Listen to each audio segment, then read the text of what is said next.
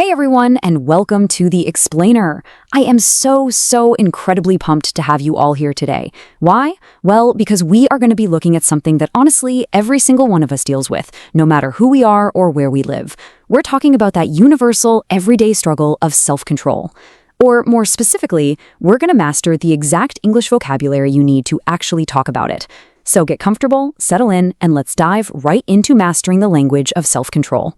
Okay, tell me if this sounds familiar.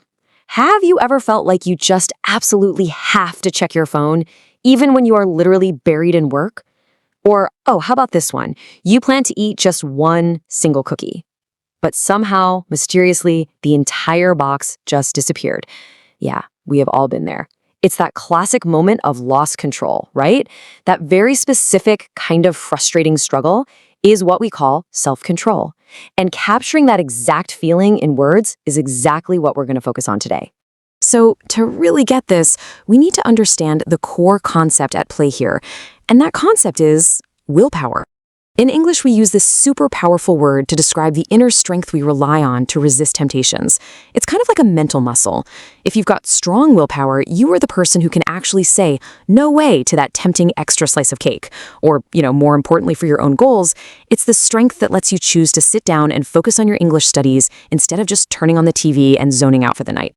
All right, let's move right into section 1, winning and losing, the vocabulary of temptation. Now, when you lose that internal battle, and hey, it happens to the best of us, a really common English idiom is to say you gave in. Think about a time you fully intended to go to the gym, but ultimately, you gave in to your desire to just take a nap instead. That is giving in. But on the flip side, if you successfully manage those impulses, you use words like disciplined, or you might say you're keeping yourself in check. If you're keeping yourself in check, you are firmly in the driver's seat of your own choices. Let's see how this builds with another totally essential verb you're going to want in your toolbox, and that is to resist. This simply means fighting the urge to do something.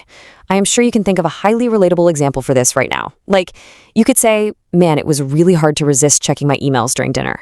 It perfectly captures that internal tug of war, when we know we really shouldn't do something, but the urge is just incredibly strong. Moving right along to section 2, giving good advice, the power of should and shouldn't. So because self-control is all about making better choices, we naturally rely heavily on the modal verbs should and shouldn't. Imagine you've got a super distracted friend. You might tell them, hey, you should really set a timer for your social media use. See, it's a proactive suggestion. Conversely, when you're advising against a bad habit, you'd say something like, you shouldn't buy junk food if you're trying to eat healthy. These are basic, everyday sentence structures, sure, but they are absolutely crucial, effective ways to talk about habits and goals in your daily conversations. And that brings us to section 3, real-life conversations, the safety net. Okay, to really practice applying this in the real world, we absolutely have to talk about guilty pleasures. What are these? Well, they're those small things you absolutely love doing, but deep down you should probably limit them. Think about it for a second. What is that thing for you? Is it spending hours playing video games? Is it scrolling and online shopping late at night? Look, everybody has them. Acknowledging what your guilty pleasures actually are is the very first step in practicing that willpower we defined earlier. So when those guilty pleasures inevitably come up in conversation, like when someone offers you that second cookie or invites you on a random shopping spree, here is your brilliant psychological safety net.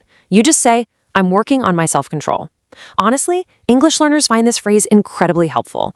It's a fantastic conversation starter because it immediately signals to the other person that you're self-aware, you're honest, and you have a genuine desire to improve yourself. It's basically the perfect, polite, proactive way to decline something without sounding harsh. And wow, just like that, we are at the end of our explainer. But of course, this is just the beginning of your practice. So I have a question to leave you with. What is your guilty pleasure? And exactly how are you going to use your new willpower vocabulary today? I really want you to think about that. Are you going to practice telling a friend they should set a timer? Will you actively resist checking your phone during dinner tonight? The vocabulary of self-control is entirely in your hands now. Keep yourselves in check, stay disciplined, and I cannot wait to guide you through our next topic. See you next time.